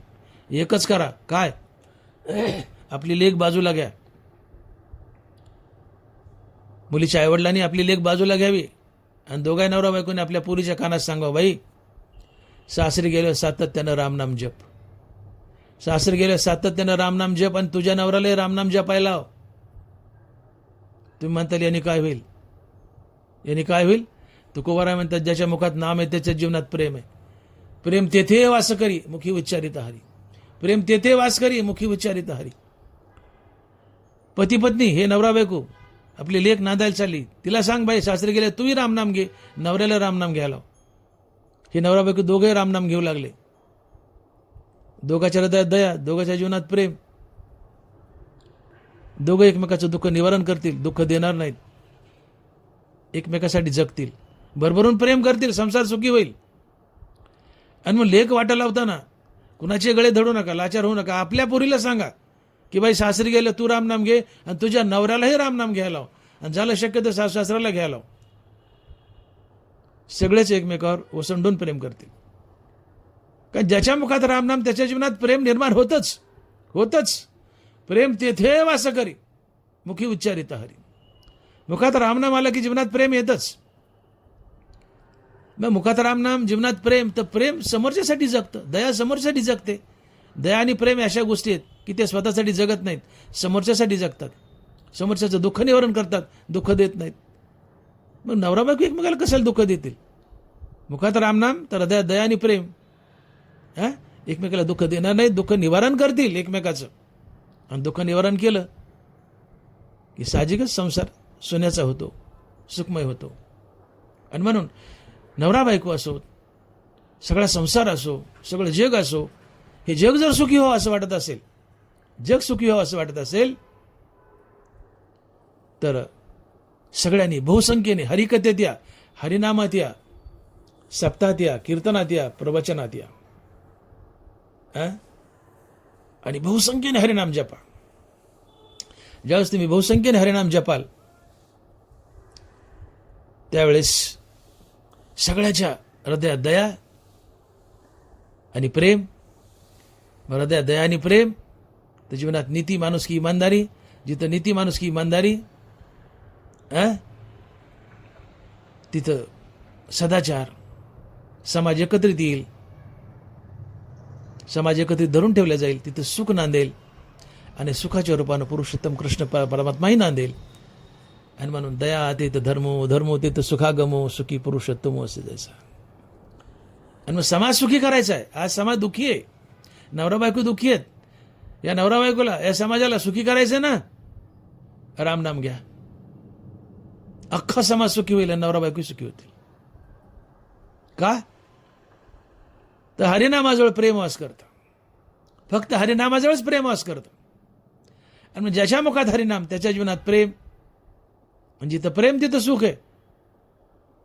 आणि म्हणून फक्त हरिनामाजवळच प्रेम वास करतं. आणि म्हणून हरिनाम घ्यायचंय आणि समाज सुखी करायचं. आणि म्हणून तुकोबा लिहितात की प्रेम तेथे वास करी मुखी उच्चारित हरी. प्रेम तेथे वास करी मुखी उच्चारित हरी. मुखानं हरिनाम घ्या, जीवनात प्रेम येईल आणि सुखी व्हाल.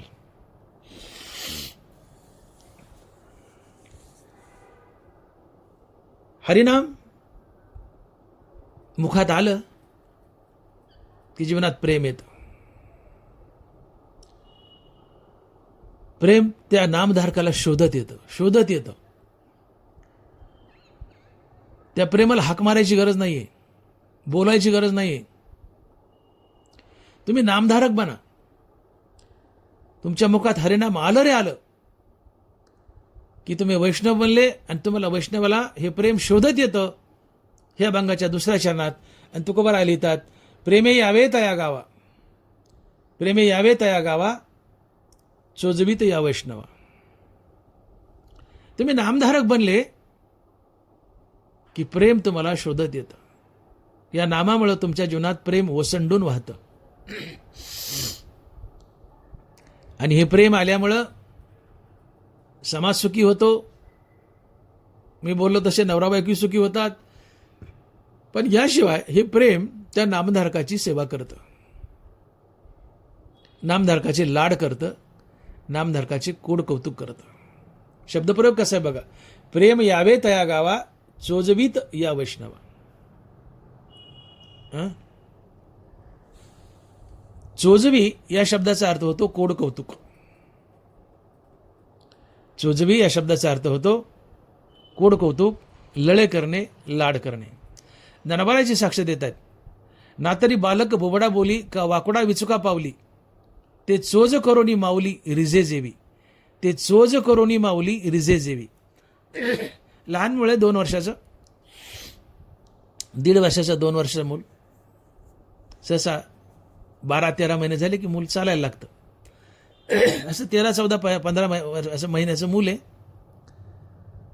माइलस्टोन्स ते उभं राहिले भिंतीला धरून. काही दिवसांनी ते चालू लागले. चालताना पाय वेडे आकडे पडतायत आणि बोबड बोबड बोलतंय. बाय बाय आई, बाबा आई म्हणा, मम्मी पप्पा नको. ते शब्द फेकून द्या, ज्याचे त्याला देऊन टाका परत.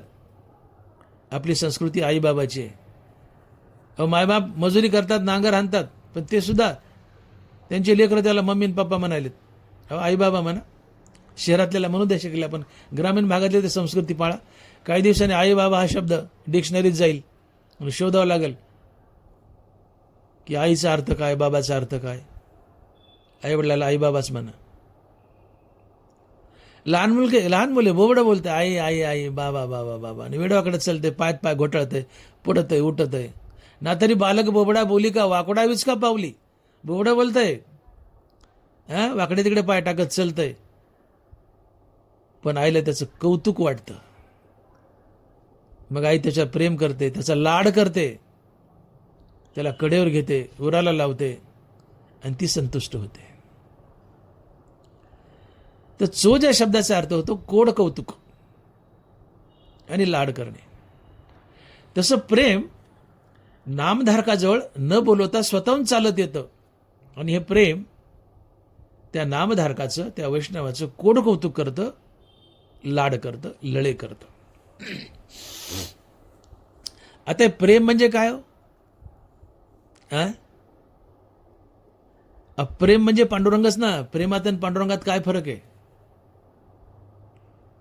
प्रेम हे पांडुरंगाचं दुसरं रूप आहे. पांडुरंग म्हणजे प्रेम आणि प्रेम म्हणजे पांडुरंग. हरिनामाच्या पोटी प्रेम आहे. हरी आणि हरिनाम यात काय फरक आहे? नाम आणि नामी यांच्यात अभेद आहे. हरी म्हणजे हरिनाम आणि हरिनामाच्या पोटी प्रेम आहे, म्हणजे हरीचेच पोटी प्रेम आहे, म्हणजे हरीच प्रेम आहे. नामधारकाच्या घरी प्रेम आपोआप चालत येतं. याचा अर्थ नामधारकाच्या घरी हा पांडुरंग हरीच चालत येतो प्रेमाच्या रूपात. आणि हे प्रेम नामधारकाचे लाड करतं असं म्हणण्यापेक्षा पांडुरंगच या नामधारकाचे लाड आणि कोड कौतुक करतो. मग पांडुरंग काय लाड करतो वैष्णवांचे? तुकोबारा लिहितात, चर्मरंगो लागे रोहिदासा संगे, कबीराच्या मागे विनिसेले. रोहिदास महाराजाला कातडे विणू लागतो, बुट चपला शिवू लागतो. कबीराच्या चादरी विणतो. सावता महाराजाला खुरपू लागतो. चोखा महाराजचे ढोरं ओढतो, भिंतीवर असतो. जनाबाईच्या गावऱ्या थापतो, तिच्या वा मारतो, जनाबाईला दडू लागतो. सेनावाराची डोई करतो. तुकोबाराच्या शिळ्या भाकरी खायला भंडाऱ्यावर जातो. नाथ महाराजचे हातपाय दाबतो, गंध ओळून देतो, पुरणपोळीचा नैवेद्य करतो, श्रीखंड्या बनतो, 36 वर्ष कावडीने पाणी भरतो. हे चोज आहे, हे चोज आहे. प्रेम वैष्णवांचं चोज करतं. म्हणजे पांडुरंगच वैष्णवाचा चोज करतो, अर्थात लाड करतो, कोड कौतुक करतो, लळे पुरवतो. आणि मग तुकोबाराय म्हणतात की प्रेम यावे तया गावा, चोजवीत या वैष्णवा. आम्ही घ्यावे नाम, तुम्ही द्यावे प्रेम. तुकोबाराय, आम्ही घ्यावे तुझे नाम, तुम्ही आम्हा द्यावे प्रेम. तुकोबाराय पांडुरंगा म्हणतात, पांडुरंगा आम्ही तुझं नाव घ्यावं आणि तू आम्हाला प्रेम द्यावं. प्रेम देवाचे देणे, देवभाव जाई येणे. प्रेम देवाचं देणं आहे. आणि जीवनात प्रेम आलं की देहभाव जातो, देहभाव जाणं ही मुक्ती असते. आणि मुक्ती काय आहे? पांडुरंग आहे. पण प्रेम पांडुरंग आहे, पांडुरंग प्रेम आहे.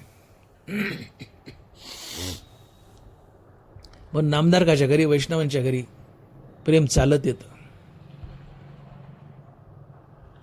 अर्थात पांडुरंग चालत येतो आणि या वैष्णवांचे लाड आणि कोड कौतुक करतो. तसंही पांडुरंग नामापाशी उभा आहेच की हो. माझे भक्त गाती जिथे, नारदा मी उभा तिथे. जिथं माझं जयराम कृष्णारी भजन चाललं तिथं मी काठी घेऊन उभा आहे. देवाचं ब्रीद आहे. माझे भक्त गाती जिथे, नारदा मी उभा तिथे. वैष्णवांच्या मुखात सातत्याने नाम आहे, नामापाशी देव आहे. निजल्याने गाता उभा नारायण, बैसून कीर्तन करीता डोले. तुम्ही झोपला तर रामराम म्हणतायत, तुमच्या बाजूला राम उभा असतो. आता तुम्ही उठून बसला तर रामराम म्हणतायत, तो राम तुमच्या बाजूला नाचत असतो, डोलत असतो. निजल्याने गाता उभा नारायण, बैसून कीर्तन करीता डोले. तात्पर्य देव आपल्या नामापाशी उभा आहे. एक वेळी मी वैकुंठी नसे, भानुबिंबी न दिसे, वरी योगियांची मानसे उमरडोनी जाय, परी तयापाशी पांडवा मी हरपला गिवंसावा, जेत नाम घोषू भरवा करीते ते माझा.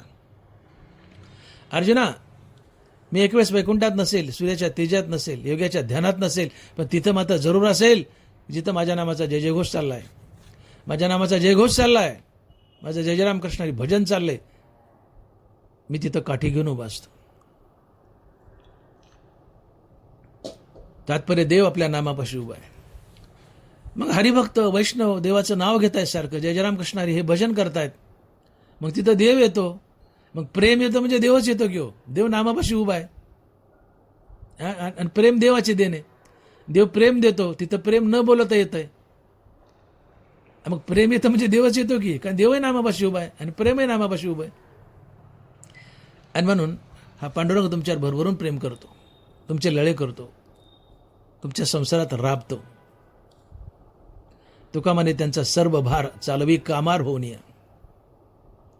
माझ्या भक्त आणि संसाराची चिंता काय समर्थाची कांता कोरांना मागे. तू मेरे काम पे तो मैं तेरे, तू मेरे नाम पे तो मैं तेरे काम पे, तू मेरे नाम पे तो मैं तेरे काम पे, आणि तू तेरे काम पे तो मैं मेरे धाम पे. तू माझं नाव घे, मी येईल, माझं प्रेम येईल, आणि देव म्हणतं मी तुझ्या संसारात राबेल. आणि म्हणून मुक्ती ज्यावेळेस देव देत असतो तुम्ही आम्हाला, त्यावेळेस देव दोन पर्याय, दोन ऑप्शन ठेवतो आमच्यासमोर, की बाबा तुला सायुज्य हवंय का भक्ती हवी आहे. देव स्पष्ट विचारतो, ज्ञानोबा लिहितात, जया माझ्या सायुज्याची चाड, तयाचे तेच पूर्वी मी कोड, का सेवा म्हणते तरी आड प्रेमस्वी. आपण पेविने एक ते तैसेची सुख साजूक, सप्रेमळा लागे देख ठेविली जातून. भक्त मोक्षाला पोहोचतोय किंवा पोहोचलाय, पांडुरंग त्याला प्रश्न करतो की तुला काय हवंय. चौथा पुरुषार्थ सायुज्य मुक्ती हवी आहे का पाचवा पुरुषार्थ भक्ती हवी. पुरुषार्थ श्री भक्ती जैसी. तर जया माझ्या सायुज्याची चाट, तयाचे तेच पूर्वी मी कोड. तो मला सायुज्य हवंय, त्याला मी माझ्या सायुज्यात विलीन करतो, त्याला हरिपद देतो. पण जो भक्त म्हणतो देवा मला मुक्त तर कर, पण मुक्त करून मुक्तीतून मुक्त कर आणि मुक्तीवर भजनयुक्त कर, अर्थात संत कर, आणि स्वेच्छेने जन्म घेण्याचा अधिकार दे. कारण एकदा सायुज्यात गेले चौथ्या पुरुषात की तुम्हाला जन्ममरण नाही, मग तुम्ही जन्माला येऊ शकत नाही. एकदा ऊसाची साखर झाली की साखरेचा ऊस नाही, दुधाचं तूप झालं की तुपाचं पुन्हा दूध नाही. तसं माणसाचं तुम्ही सायुज्य झालं की सायुज्यातून पुन्हा मनुष्य कधीच बनता येत नाही, पुन्हा तुम्हाला जन्मच नाही कुठलाच. आणि मग तुम्हाला कायमचं मुक्त व्हायचं, जन्ममरणच नको तर सायुज्यात जा. पण जन्म हवाय, पुन्हा पुन्हा संत बनून यायचंय, उपजून या पुढती येऊ काला खाऊ दैवात, असं तुकोबारासारखं म्हणायचंय. स्वेच्छेने अवतार धरायचा संताचा आणि संत कार्य करायचे मृत्यूलोकात येऊन. त्यावेळेस तुम्ही देवाला म्हणता किंवा तो भक्त देवाला म्हणतो, देवा मुक्ती तर दे, पण मुक्तीतून मुक्त कर आणि मला मुक्तीवर भजनयुक्त कर, अर्थात तुझी भक्ती दे, मला पाचवा पुरुषार्थ दे. आणि हा पाचवा पुरुषार्थ असतो संतपद, भक्ती. आणि ही भक्ती याला प्रेम म्हणतात. आणि तर ज्ञानोबा लिहितात की आपणे पेहून एक ते तैसेची सुख साजूक, सप्रेमळा लागे देख ठेवले जातून. जया माझ्या सायुज्याची चाड, तयाचे तेच पूर्वी मी कोड, का सेवा म्हणते तरी आड प्रेम स्वे. सायुज्य हवंय घेऊन टाक, प्रेम हवंय तर घेऊन टाक. म्हणून देव मुक्ती द्यायला सरळ हाताने देतो, पण प्रेमाच्या बाबतीत फार कंजूस आहे.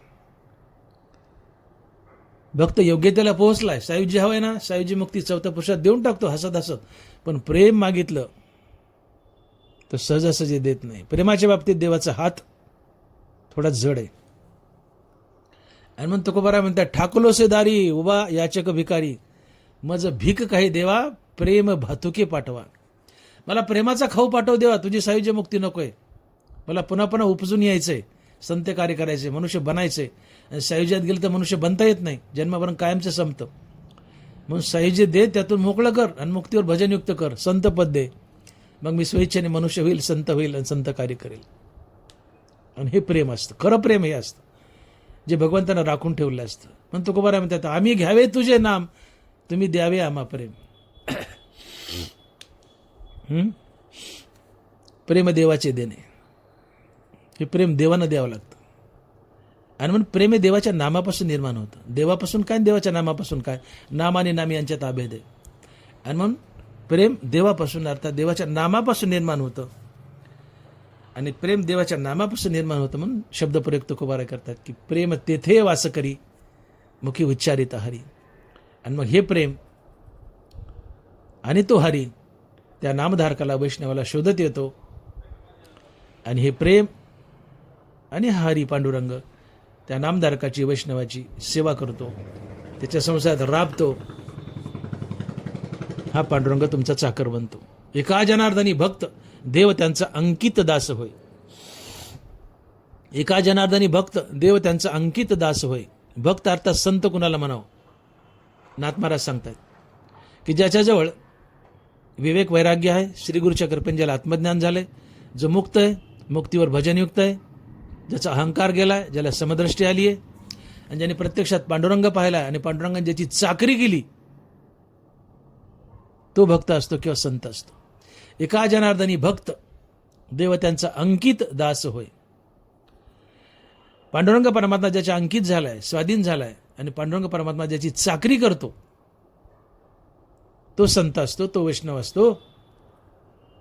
आणि हा पांडुरंग परमात्मा या वैष्णवाची चाकरी करतो, याचाच अर्थ पांडुरंग या वैष्णवाला चोजवतो, पांडुरंग यांचे लळे करतो, लाड पुरवतो, कोड कौतुक करतं. आणि शब्दप्रयोग आहे प्रेम यावे तया गावा चोजवीत या वैष्णवा.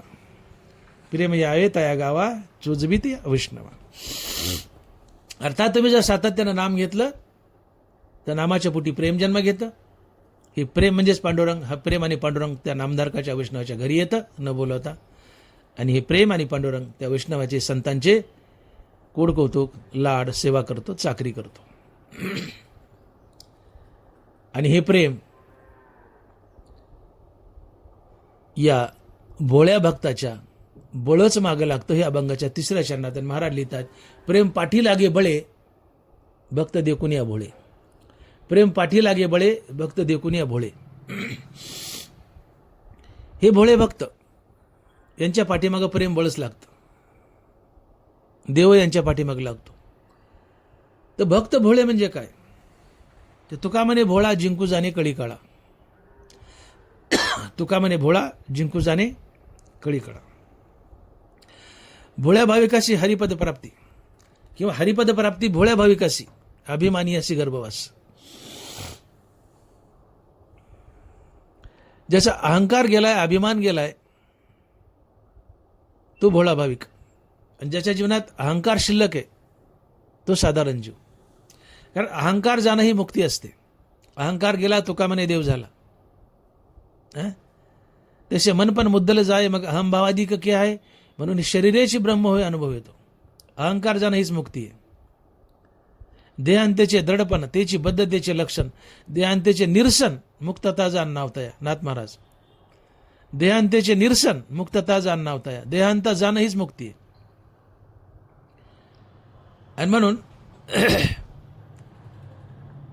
ज्याने देहांता धरून ठेवली तो साधारण जीवे संसारात बद्ध असतो. ज्याची देहांता गेली तो मुक्त असतो. आणि ज्याची देहांता गेली तो भोळा असतो. हरिपद प्राप्ती भोळ्या भाविकाशी अभिमानी अशी गर्भवास. अभिमानी जे आहेत ते गर्भवासात जातील, संसारात अडकतील. पण ज्याचा अभिमानाने अहंकार गेलाय त्यांना हरिपद मिळतं आणि ते भोळे असतात. तो भोळा या शब्दाचा अर्थ होतो ज्याचा अहंकार गेलाय, ज्याचे काम क्रोध गेलेत, ज्याचे रागद्वेष गेलेत, जो विकाररहित झालाय तो भोळा. प्रामुख्याने ज्याचा अहंकार गेलाय आणि काम क्रोध गेलेत तो भोळा. आणि तुका म्हणे भोळा जिंकू जाणे कळी काळा. तुका म्हणे भोळा जिंकू जाणे कळी काळा. असा भोळा ज्याचा काम क्रोध, रागद्वेष आणि अहंकार गेलाय, तो मुक्त असतो. आणि मुक्त भोळा असतो का? तर मुक्त निरागस असतो. मुक्ताला कधी राग येत नाही. का? कामक्रोध जिंकले ना. कामक्रोध जिंकला रागच कसा येईल? एखाद्या माणसाची टिंगल केली, आणि काम करू जिवंत आहे, तो धावून येतो अंगावर टिंगल केल्यावर. पण ज्याचे काम करूनच मेलेत असा संत महात्मा, त्याची किती टिंगल करा. जो मान अपमानाते सहाय, सुखदुःख जेत समाय, निंदा स्तुती नोहे दुखंडू. जो ज्याची निंदा आणि स्तुती काही करा त्याला दोन्ही सारखंच आहे, मान अपमान दोन्ही सारखंच आहे. आणि म्हणून संतांना कुत्र्यांचं चाटलं काय, त्यांच्या अंगाला अत्तर लावलं काय, दोन्ही सारखंच आहे. त्यांच्या अंगावर फुलं टाकली काय, शेण हाणलं काय, त्यांना दोन्ही सारखंच आहे. कारण मान अपमानाते सहाय, सुखदुःख जेत समाय, निंदा स्तुती नोहे दुखंडू. आणि म्हणून ज्यांनी अहंकार जिंकलाय, कामक्रोध जिंकलेत, रागद्वेष जिंकलेत, तुम्ही किती टिंगल करा त्यांना रागच येत नाही. ज्याला राग येत नाही त्याला आपण भोळा म्हणतो. किती चिडवा. आपण खेड्यामध्ये भोळं कोणाला म्हणतो, एखादं येडं बागडं असते, ते येड्या बागड्याला राग येत नाही म्हणून त्याला आपण भोळं म्हणतो. ते येडे म्हणून राग येत नाही म्हणून भोळे. पण संतांचे अहंकार रागद्वेषान काम करत गेलेत म्हणून राग येत नाही, म्हणून ते भोळेत. आणि ज्याचा अहंकार गेला, काम करत गेले, रागद्वेष गेले, त्याची किती टिंगल करा, तो क्रोधित होत नाही, कारण काम करतच गेलेत. आणि जो क्रोधित होत नाही तो भोळा असतो, निरागस असतो, किती चेष्टा केली तरी हसत असतो. मग लोक म्हणतात भोळं यार. पण ते येडं भोळं वेगळं आणि संत भोळा वेगळा. ज्याचा अहंकार गेला तोच भोळा, आणि तो काळाला जिंकतो. आणि असे भोळे भक्त पाहून, भोळे भक्त पाहून म्हणजे ज्याचा अहंकार रागद्वेष आणि काम करत गेलेत, अशांना भोळे भक्त म्हणतात. आणि असे भोळे भक्त पाहून प्रेम त्यांच्या पाठीमागे लागतं, देवही त्यांच्या पाठीमागे लागतो. हा देव आणि प्रेम त्यांची सेवा करतो. आणि म्हणून प्रेम पाठी लागे बळे, भक्त देखून या भोळे. पुढे चौथ्या चरणात तुकोबाराय म्हणतात की प्रेम न वजे दवडिता, शिरे बळे जेते कथा. प्रेम न वजे दवडिता, शिरे बळे जेते कथा.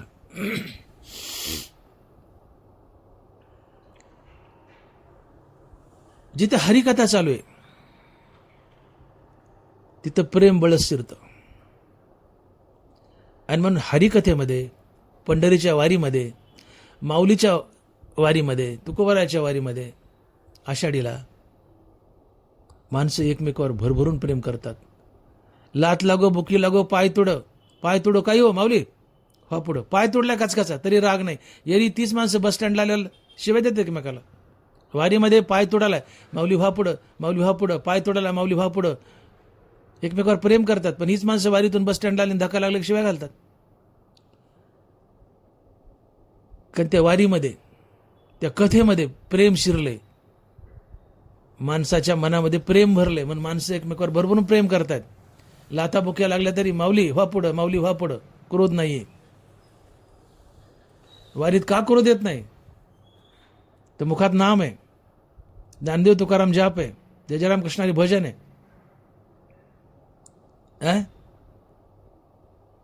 आणि या भजनामुळे तिथं प्रेम आले, नामापाशी प्रेम येतं, मुखात नाम आहे, जीवनात प्रेम आलं, मग एकमेकावर प्रेम करतात. लाथा लागल्या तरी प्रेम करतात, लागू द्या म्हणतात, माऊली व्हा पुढे, लागू द्या. पण बस स्टँडला गेलं नाम विसरतं, मनुष्य नाम घेत नाही, आणि नाम बंद पडलं की जीवनातून प्रेम निघून जातं. आणि प्रेम निघून गेलं की धक्का लागला तरी कोपरकड्या घालतात, शिव्या घालतात, भांडणं करतात. पण नाम नित्य हवंय, प्रेम जीवनात नित्य येईल. पण प्रेम न वजे दवडिता, शिरे बळे जेते कथा. म्हणून हरिकथेत, कीर्तनात, प्रवचनात, भजनात, वारीत, दिंडीत माणसं एकमेकावर भरभरून प्रेम करतात. का तर मुखात सारखं नाम असतं, नामाजवळ प्रेम येतं, न बोलवता येतं. आणि मग हरिकथेत बसत जा, प्रेम भोगायला मिळेल.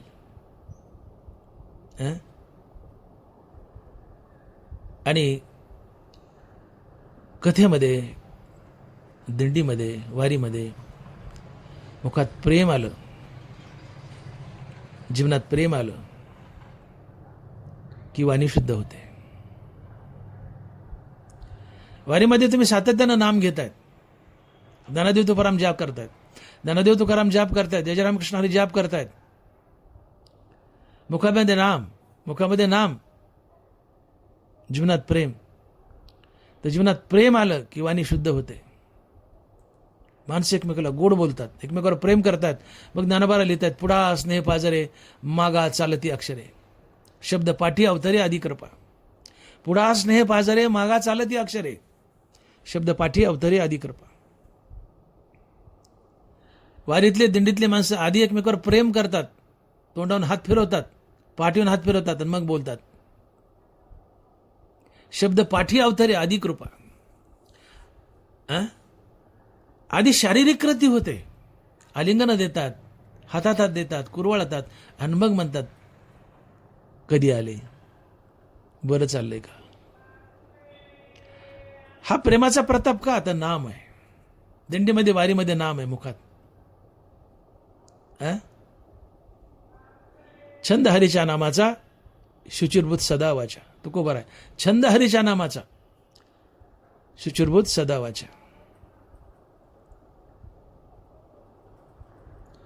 कंठी धरला कृष्णमणी शुचिरभूत वाणी. मुखामध्ये कंठामध्ये हरिनाम धारण केलं की वाणी शुद्ध होते. आणि वाणी शुद्ध हे अहिंसेचं प्रतीक आहे.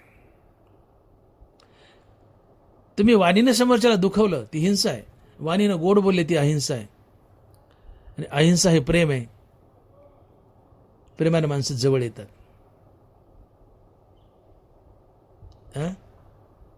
कारण अहिंसा हे आधी मनात निर्माण होते. नरवारा लिहितात तसे दयाळुत्व आपले मने हातापाय आणले मग ते तर उपजविले अहिंसे ते. उभी नीट आहे का. तसे दयाळुत्व आपले मने हातापाय आणितले मग ते तर उपजविले अहिंसे ते. मुखात हरिनाम आहे तर हृदयात दया आहे, प्रेम आहे. हीच दया आणि प्रेम हे मन उचलतं आणि इंद्रियात मांडतं. आणि इंद्रियाच्या कृतीतून ही दया आणि प्रेम प्रकट होतं. आणि म्हणून आधी तुम्ही एकमेकावर प्रेम करता मग मागून बोलता. पुढा स्नेह पाजरे मागा चालते अक्षरे. शब्द पाठी अवतरे आधी कृपा. कारण हरिनामामुळे हृदयात दया आणि प्रेम आले. मनाने ही दया आणि प्रेम उचलली आणि इंद्रियात मांडली.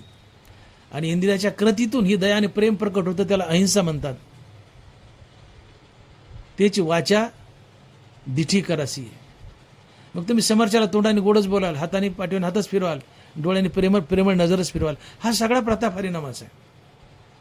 साचे आणि मवाळ मिथिले परी सरळ शब्द जसे कल्लोळ अमृताचे. मग हरिकथेतलं जे वातावरण प्रेमळ असते, दिंडीतलं वातावरण प्रेमळ असते, कीर्तन प्रवचनात वातावरण प्रेमळ असते. का तर तिथं सगळे नामाचा जयघोष करतात आणि नामाजवळ प्रेम उभा राहतं. नामाच्या पोटी प्रेम जन्म घेतं. आणि प्रेम एकदा तुमच्या इंद्रियात प्रगट झालं, जिभेत, हातात, डोळ्यात, पायात, प्रत्येक कृती अहिंसेची घडते. आणि तुम्ही आणखीन एकमेकाच्या जवळ येता, भरभरून एकमेकावर प्रेम करता. आणि म्हणून दिंडीमध्ये, कीर्तनात, प्रवचनात तुम्हाला सगळं प्रेमाचं वातावरण दिसतं, जिव्हाळ्याचं वातावरण दिसतं, मैत्रीचं वातावरण दिसतं. याचं एकच कारण का की कथेमध्ये हरिनाम चालू असल्यामुळं हे प्रेम न बोलता बळच पळत येतं आणि त्या कथेत शिरतं. तर त्याला हरिनामाचा आश्रय करायचा असतं. हरिनामाच्या पोटी प्रेम जन्म घेतं. आणि म्हणून कथेतलं वातावरण प्रेमळ असतं, दिंडीतलं वातावरण प्रेमळ असतं. आणि मग हेच प्रेम शेवटी एक आशा करतं. कशाची. या अभंगाच्या 5व्या चरणात महाराज सांगतात आणि लिहितात की तुका म्हणे थोर आशा, तुका म्हणे थोर आशा प्रेमा घरी विष्णुदासा. तुका म्हणे थोर आशा प्रेमा घरी विष्णुदासा. हे प्रेम एक आशा घेऊन येतं, आशा धरतं. काय तर मला विष्णुदासाच्या घरात आश्रय मिळावा, नामधारकाच्या घरात आश्रय मिळावा. हे प्रेम आसुसलेलं असतं. कारण प्रेमाला स्वतंत्र जन्म नाहीये. आणि प्रेमाला वाटतं मी जिवंत व्हावं, मला अस्तित्व मिळावं, मी जिवंत राहावं. मग प्रेमाला आपला जिवंतपणा टिकवायचा आहे तर त्याला आश्रय मिळावा लागतो. आणि तो आश्रय फक्त विष्णुदासापाशी अर्थात नामधारकापाशीच मिळतो.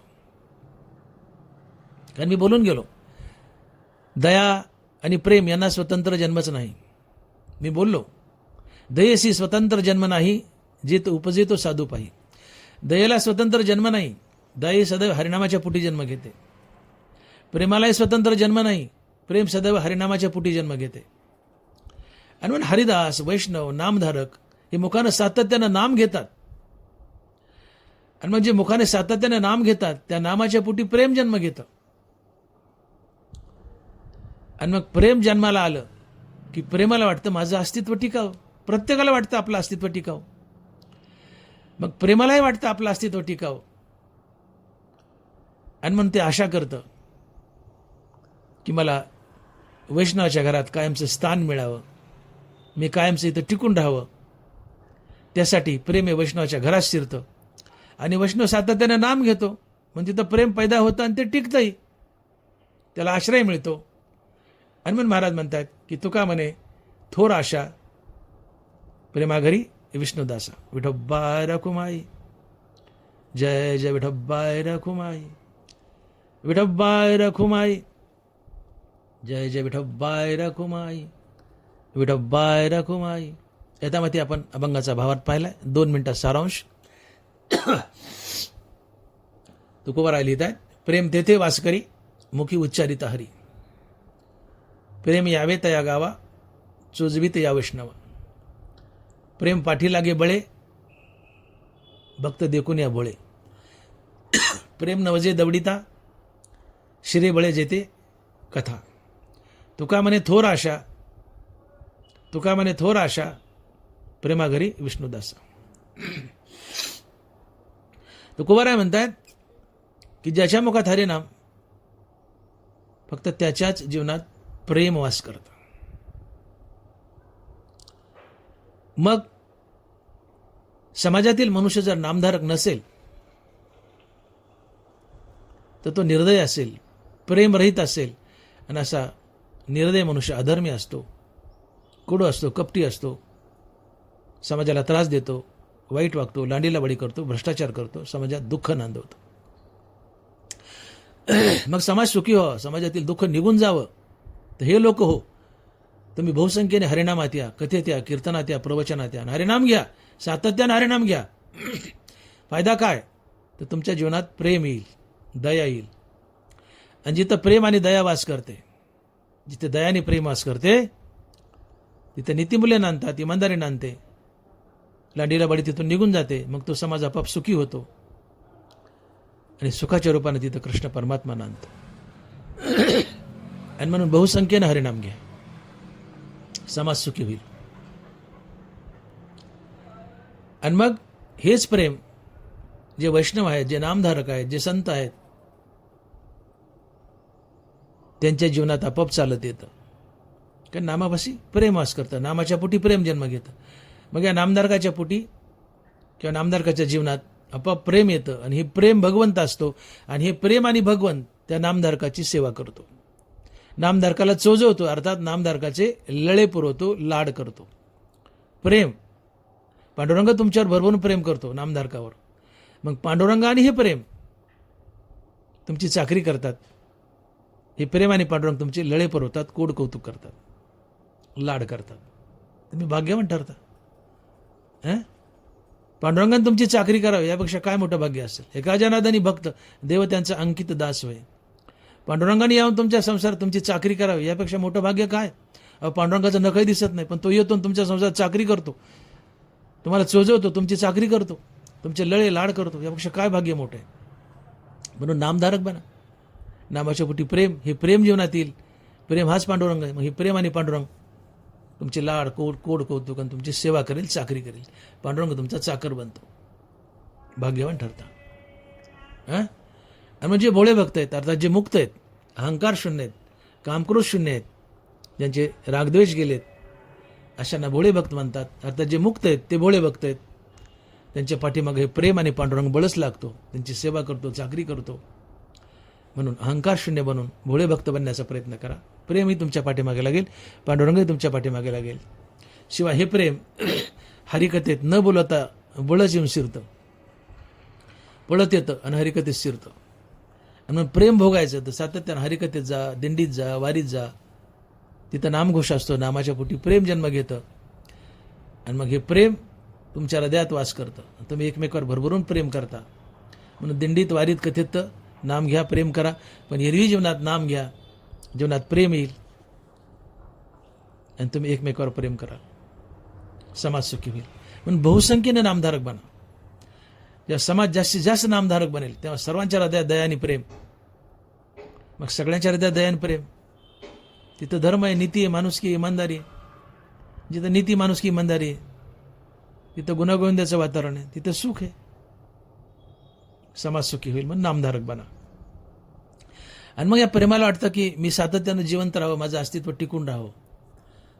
या प्रेमाला आशा आहे की मला नामाशिवाय जन्म नाही, नाम घेतलं तरच मी जन्माला येतो, माझं अस्तित्व आहे. आणि म्हणून ते हरिदासाच्या घरात लांडासारखं बळच शिरतं